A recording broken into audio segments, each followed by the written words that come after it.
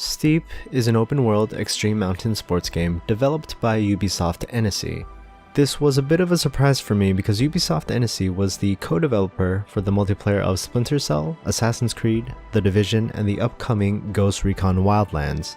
I would imagine that for the first game they are developing on their own, they would choose something that wouldn't be too far from what they were helping the other Ubisoft devs with.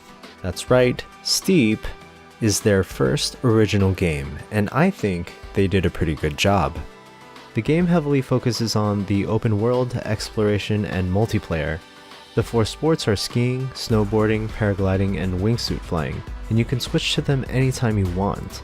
Once you explore a region, you can teleport to any of the events or drop zones anytime you want.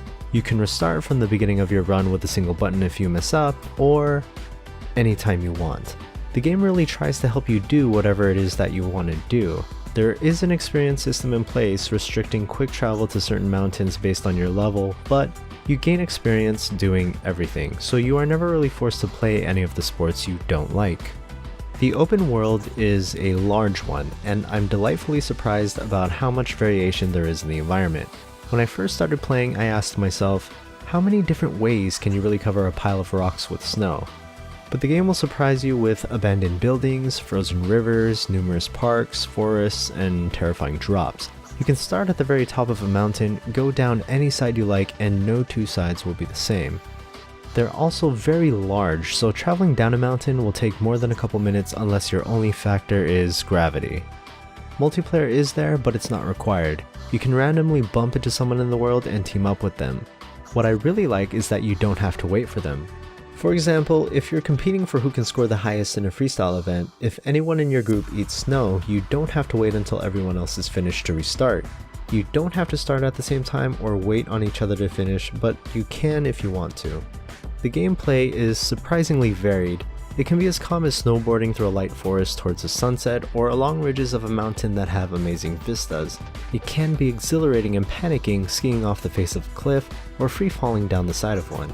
It does get kind of crazy with the drop zones you unlock later, but since you're never forced to do anything, you really don't have to go there unless you want to.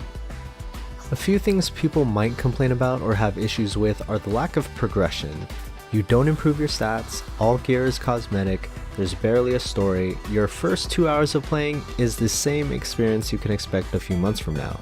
So it can get repetitive real quick if you don't explore new spots or cruise around with friends.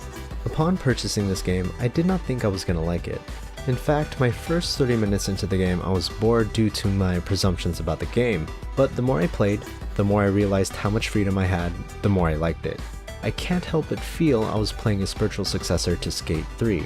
In fact, if they continue to make games in this genre, I'd love to see a skateboard game from them.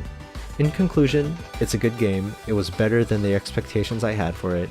If you are a fan of Skate 3 and other extreme sports games like SSX or 1080, or if you like snowboarding or skiing, you'll love this game.